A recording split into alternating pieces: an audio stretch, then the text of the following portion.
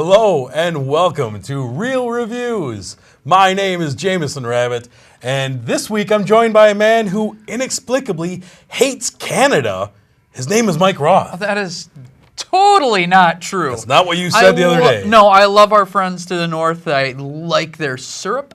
Their beer is really good. I'm a fan of curling. There's actually Nobody's a fan of curling. Everyone's a fan. How can taking a stone and brewing? God, I could do that all day. I wish that was my job. I've never done it. I can't ice skate. Sorry. Sorry, Canada. Mike doesn't care for you. No, I like Canada. So, this week we have 4 feature films to discuss when we look at what is on the marquee. So I'm going to go ahead and I'll jump in with mine right away. How about that? That sounds great. Let's do that. So the first one we have to discuss this week is a film from Noah Baumbach called While We're Young. This movie stars Ben Stiller and Naomi Watts as a middle-aged couple who is happy, settled in their ways. Ben Stiller is a documentarian filmmaker who has never quite really finished this documentary he's been working on for 8 years. Naomi Watts, they're just a comfortable couple, don't have any kids, very mellow, and they have friends. You see the friends there with their baby. One of them is Ad Rock from the Beastie Boys. Nice. I enjoyed seeing that.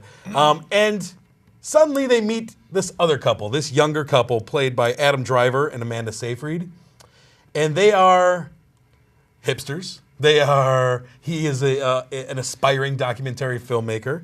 And Ben Stiller and Naomi Watts, they see kind of missed opportunities in these two. These two go out and do whatever they want to do, when they want to do it, have fun, be crazy, be outrageous, be just everything that these two feel like they're missing in their lives. And like we can have a chance to recapture our youth through them. These guys are going to be our new best friends. It's our chance to be young, get away from the old doldrums and the old, set in our ways, and maybe take a hip hop class like you see right here, or whatever. And it's really interesting. Naomi Watts' father is a legendary documentary filmmaker played by Charles Grodin, who I haven't seen in a while. And there's a dynamic between he and Ben Stiller's character where maybe he doesn't approve necessarily of Ben Stiller and what he's done with his life and what he's done with his career. And this and there you see him right there. That kind of happens in a lot of Ben Stiller movies. The parents just don't care for him.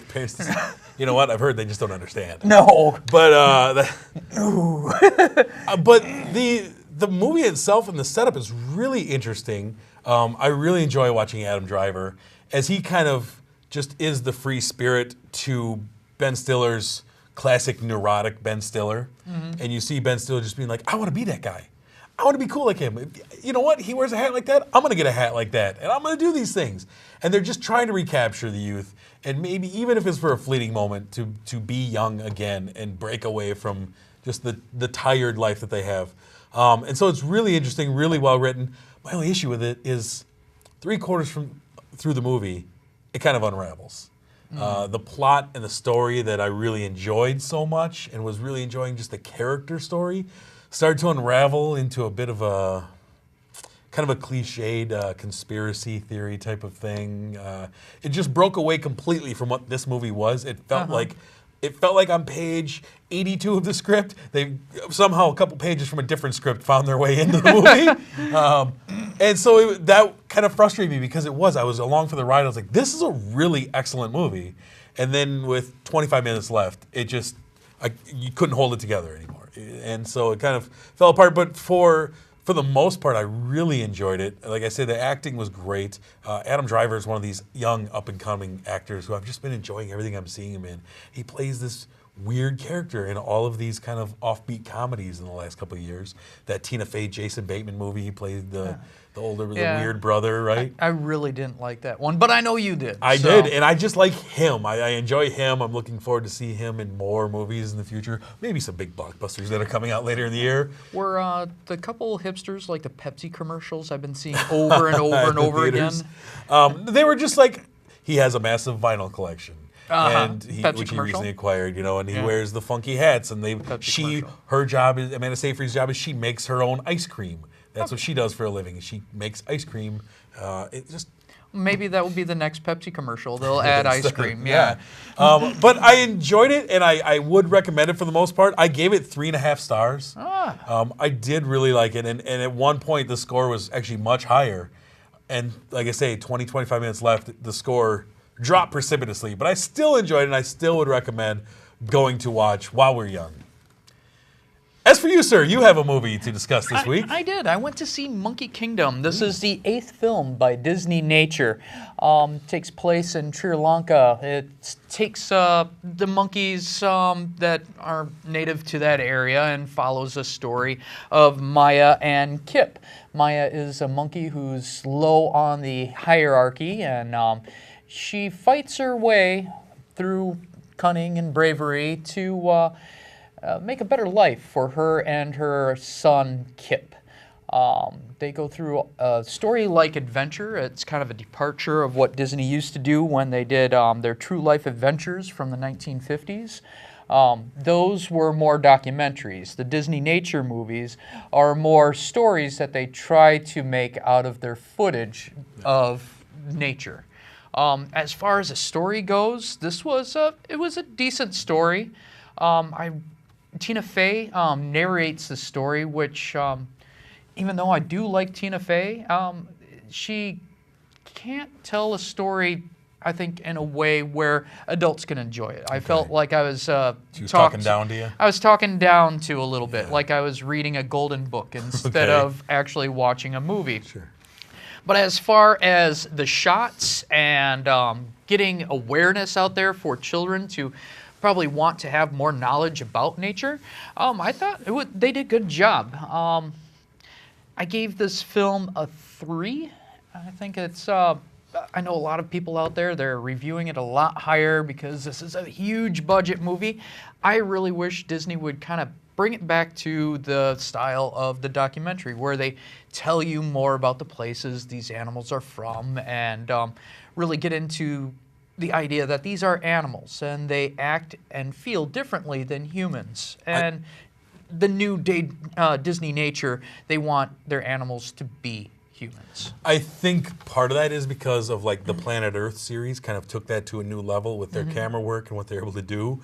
I think those were incredible, and I think that kind of like, oh, okay, so we'll make ours into family-friendly character stories. And I've seen a few of these. I saw, I think, chimpanzees or something. I love chimpanzee. And they're fun. These are tough movies to rate. Yeah. Really, because, you know, I mean, it's a tough movie to give a score to. Yeah. I think it's interesting that Disney is taking all of their classic animated movies and making them all live action, all of them. Dumbo, Pinocchio, the whole 9, Jungle Book, and then they're taking their animal movies and making them human almost, adding a human element, trying to tell a story, giving them character, making the animals characters. And they are characters. They don't know it, but they're characters in the film.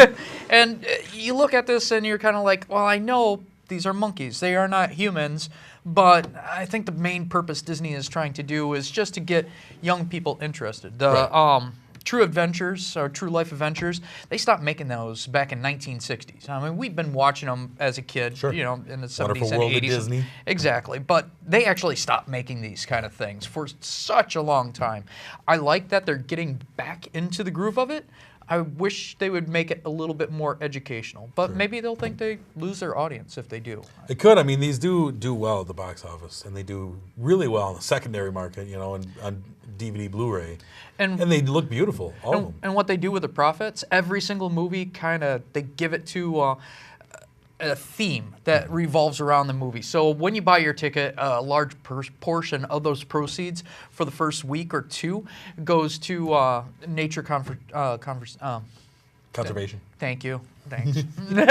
Or nature conversation, like we're having right conversation, yeah. Once you get stuck on the word conversation, it's kind of hard to change it. Aluminium.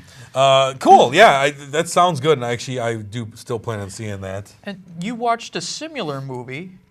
I did? No, I'm kidding. Oh, gosh. Wow. Had me scared there. Yeah. No, the next movie we have on the docket is the horror movie of the week, if you can call that, and that is Unfriended. Unfriended is a movie of a high school girl is the video is taken of her at a party. She's drunk, passed out, things happen to her. Is used to embarrass her in her school. Embarrass her to the point of suicide. It drives her to suicide. Some time later, we're in a Skype conversation. We're following these friends as they're on a Skype conversation, and Laura Barnes, there's the girl's name, and and there she is. And there she is. So the entire movie takes place in a Skype room, in a Skype conversation. You are basically first-person POV, looking over the shoulder of, I believe her name's Natalie, of her computer, and Blair is her name. And you're looking over her shoulder, basically, as she just types and has these Skype conversations. And this mystery ghost person shows up in the Skype chat. Who are they? Who is it? And we have all of our characters in this group. We have the hothead, we have the jock, we have the funny fat guy, we have the princess, we have the kind of skanky chick. We've got them all represented. It's very much the Breakfast Club represented in here, except for this random person who I don't know who it is. And this random ghost starts making people do things that they wouldn't normally do because via Skype, this ghost is doing things. Like die. Yeah, like die. And it's basically you looking over somebody's shoulder as they're on the computer the entire movie. The entire footage that you saw is pretty much of a computer screen. Yes. It is one person's computer screen. They do not move or divert from that computer screen except for a few seconds at the end, a very brief couple But of for the seconds. most part, you're looking over Blair's screen as she's having the Skype conversation, while she's having a private message conversation with her boyfriend, while she is Googling things, while she's doing chats and various things on her computer, and you're watching it. Yeah. It's like me looking over your shoulder for an hour and a half while you're online. Just if you are big into voyeurism, this would be great for you because you get to look over someone's shoulder the entire time and they never notice you. Right. The thing is it's such an incredibly lame storytelling technique, I think. And they used the fact that it's a Skype conversation and we're on the internet to excuse terrible video and audio quality. Yeah. Like, well, that's just how it is sometimes you're on Skype. Sometimes the audio gets really weird. Sometimes the video lags and looks terrible. So whatever. It's just part of it. I think it was really the worst part of found footage. It's like where we can excuse anything. Yeah, it's actually a cheaper version of found footage. And for some reason, it took $1 million to still make this. I know originally they want it to be a MTV movie. One of Blair's tabs is MTV. Yes, they're shilling out to them.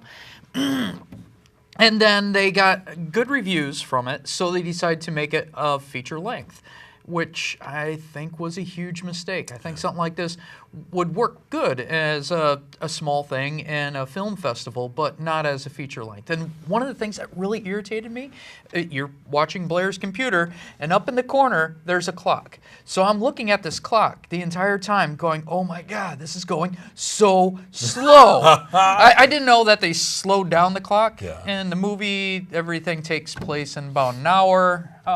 In real life, it's about an hour feels much and a longer. half. But I'm watching that clock the entire time. Yeah, I mean, the thing with me is that the outcome of all these people was predictable. Yeah. How you got there, okay, but I know what the outcome, it's all predictable. And it's pretty bad acting. Very bad and acting. all terrible people. They are. They all deserve what they're getting. You find out the level of their terribleness. That's the only thing I thought was good. It was a nice commentary on teens in this generation with new technology. I mean, a lot of people, this Skype thing and all internet thing is all social media. All social media is so new, and teenagers, a lot of them, even the ones that I love very much, they don't understand social media. And the damages, it's not just your friends who see it, it's your grandma, it's your employer, it's your neighbors, it's your future employers, it's future relationships. These groups of kids, they don't understand that. And That was the only thing that I thought was interesting about this movie. Otherwise, bad acting. You could just nothing cinematic to show for. It was anti-cinematic. There is nothing you would want to actually look at this over again or say, "Oh, that shot just really, wow." It really spoke to me. It's all. And you know what? I mean, I didn't hate it. Like, I have a lot of the found footage films that we've had lately, and I mean, I guess there was some entertainment factor. My audience was also part of my entertainment. I had a group of, I think, a bachelorette party that was fully entertaining. That was more entertaining than the movie. And I did like the kind of the message of, like, hey, don't be dumb. Like, this is a lot of things going on here. Not everything goes away. There's a point where they're playing a game kind of towards the end, and we all have secrets, right? Yeah. We've all got secrets.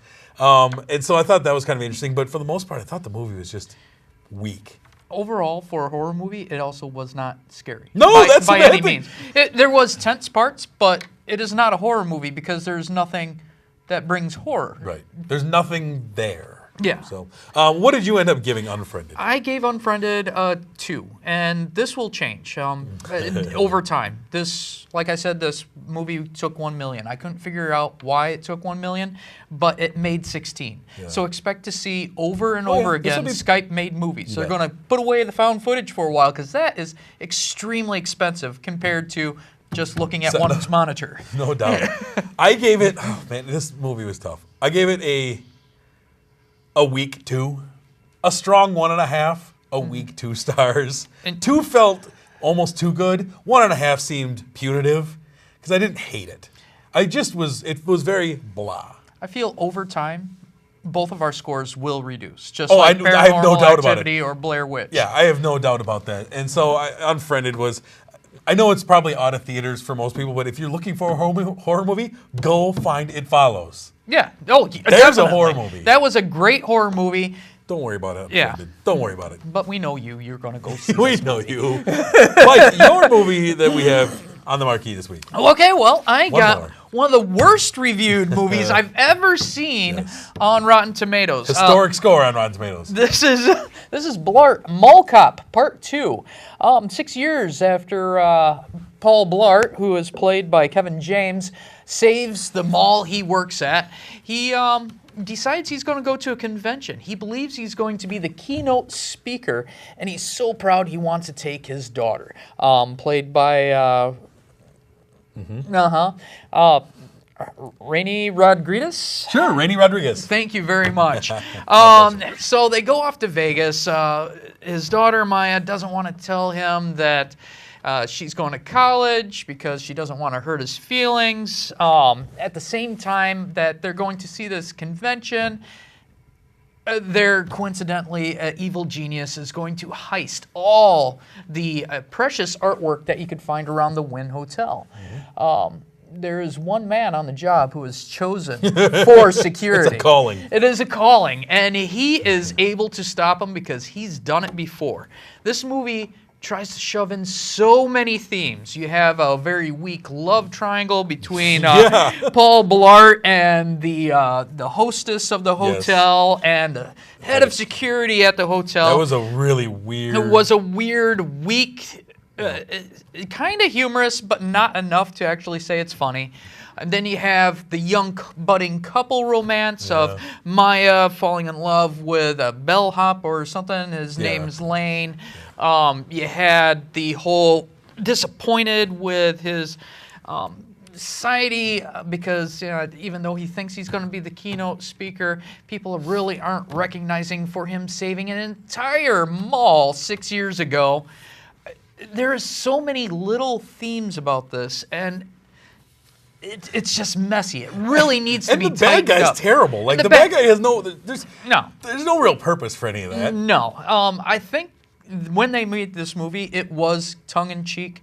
They realized a lot of this stuff was extremely silly. But they wanted to put in so much themes and have so much slapstick over and over and over again. It just came out really sloppy. I'm going to say this is not a good movie. But it is not worthy of the 0% that Rotten Apples give it. Rotten Tomatoes. I think it's well. This is if you don't know Rotten Tomatoes, it's a combination of a bunch of reviewers. It is historically poorly reviewed. It is historically poorly reviewed. I think a lot of people reviewed this movie without actually seeing it. It has a place in movies.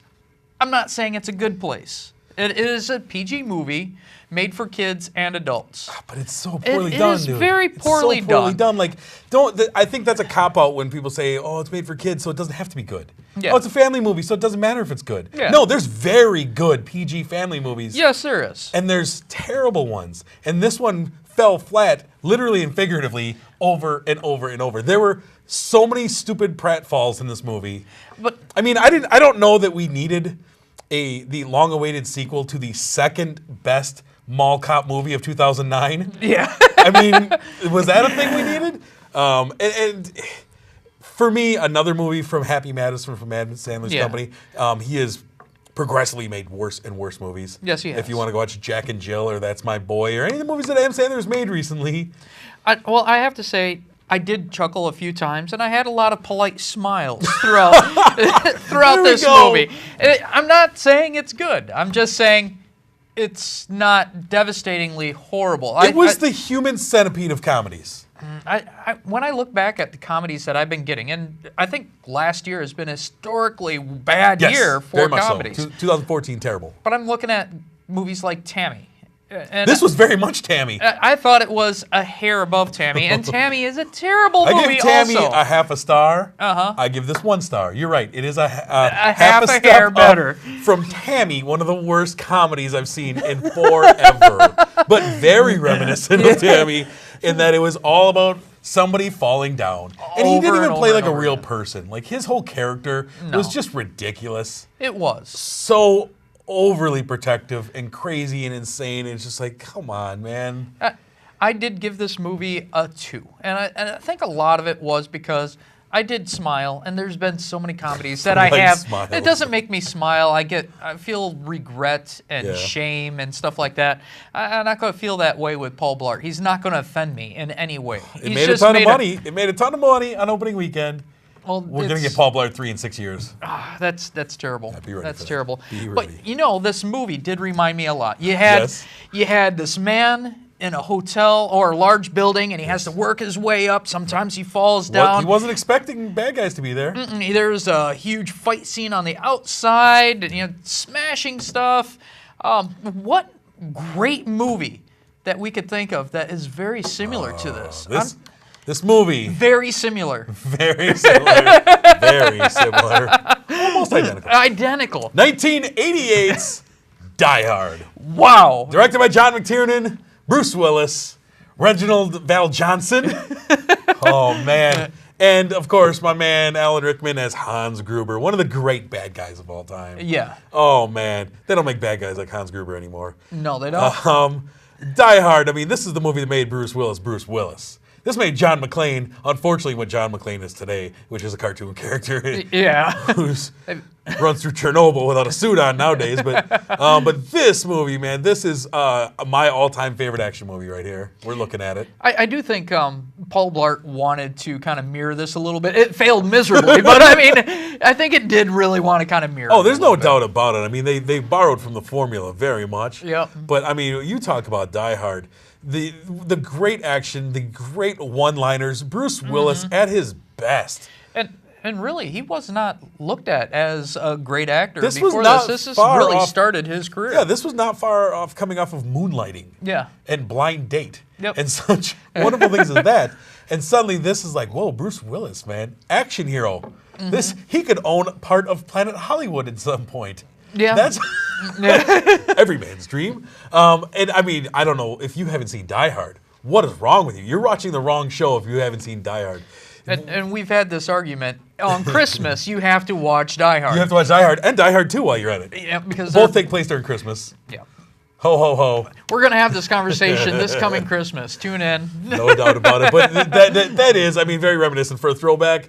It doesn't, I mean, doesn't get any more perfect than Die Hard and Paul Blart too. And you, It hurts me. Well, I'm sorry, but it really did kind of match up. But you know what? Nothing gets the taste of Paul Blart 2 out of your mouth like a little Die Hard. Yeah, and I would highly suggest, even if you don't feel like celebrating Christmas right now, go ahead, watch Die Hard. Oh, get them all on Blu-ray and watch them all. Yeah. Well, not all of them. Stop at 3. Just do that. Just stop at 3. If you're on a roll. I recently watched every single Rocky back to back. Rocky 5 is better than Die Hard 5. Oh, okay. Yeah. Yeah, I'm on vacation. All right. So, having looked backwards, let's take a look forward at the week of April 31st, May 1st, that weekend. I think that's going to be a big weekend. Circle your calendars. We have one movie coming out that week, one big movie coming out that week, and it's called Avengers, Age of Ultron. Nice. Yes. Avengers 2 is finally coming out that weekend, and we are excited. It is the one big blockbuster. It's going to take all your money. Oh, yeah. Going to make a bajillion dollars. I've been seeing so much product commercials. You know, Bic wants to, teasing about making razors for each superhero. I believe Nike is making shoes. Of course. For each superhero. Because Captain America wears Nikes. Well, imagine all the money they spent to build up to this movie. And they'll make it. They'll make it back because this is huge. Everyone's excited about it. People that don't like movies are excited about it. Yep. People that have never been to a movie house are ready to go to it. Yep. I'm excited locally right here in Sun Prairie. That is the opening of our new theater. Our new Marcus Theater, who is our sponsor. Roll right into that. We would like to thank you very much. We are quite excited to check out the new Palace Cinemas here in Sun Prairie and watch some Avengers. It's going to be a packed house, no doubt. And we're going to try to have a little sideshow, too, of, we're going to try. Hold on. Hold that thought. I'm holding on to that thought. But this theater sounds awesome, though. It does. It does. Dream Lounger seats everywhere. Yep. If you haven't sat in a Dream Lounger, you're missing out because it is luxury. Dine in at a few theaters. They will come to your I table can have or a nice, seat. cold, frothy beverage delivered to my seat. Yep. Or enjoy it in their new lounge. Take 5 Lounge, I believe it's called. I like the sound of all Are these we things. already running into a commercial right so. now? We are right really excited right to see into the this. ad. So. But that is the movie that we will have that weekend. We're going to have an exciting show. I'm sure all of you will see it. There's no doubt about it. Next episode, we have 3 movies that we'll be discussing. The first one will be Little Boy. We will also have The Age of Adeline. And as a special extra bonus, something we weren't expecting yet, Ex Machina, a movie that we were excited to catch and finally got a hold of. So we're excited for that. Now, there's another thing I want to talk about since I have your ear for a moment. If you follow us on Facebook or if you follow us on Twitter, you'll see on our Facebook page and our Twitter feed a picture of yours truly wearing a beautiful T-shirt with the logo that is over my shoulder right there. And we have had requests for this T-shirt. People say, ooh, that's an awesome T-shirt. Yeah. Love to get that T-shirt. If you are interested in ordering this T-shirt that this face is wearing in the photo, go on there, let us know, because we are actually thinking about maybe ordering up some T-shirts, maybe moving some T-shirts out to some people. Yeah. Go on there, let us know. Get a hold of us. We've had several people kind of inquire about that. Tell you what, next episode I'm going to wear mine. Ah, and we'll bring it up male again model. so people can see what it... Or you can do like the Superman, pop it open at the end. Oh, I kind of like that. There it I is. probably won't do that. Okay, then. Well. I have a problem with busting buttons already. To each their own. To each their own. But please go on to Facebook. Find us at Real Reviews TV. Go on to Twitter. You can find us at Real Reviews TV. If you want to find us, any of our previous episodes, go on to KSUN.TV. You could also find us on YouTube. All you have to do is type in Real Reviews KSUN or Jameson Remind's name, and it will pop up for you. No doubt about it. You can find us anywhere, everywhere. We are omnipresent. Not Pinterest. No, not yet. Don't worry about that, though. Yeah. But until next week, when we're talking about Ex Machina and Little Boy and the Age of Adeline, my name is Jameson. I'm Mike Roth. Thanks for watching.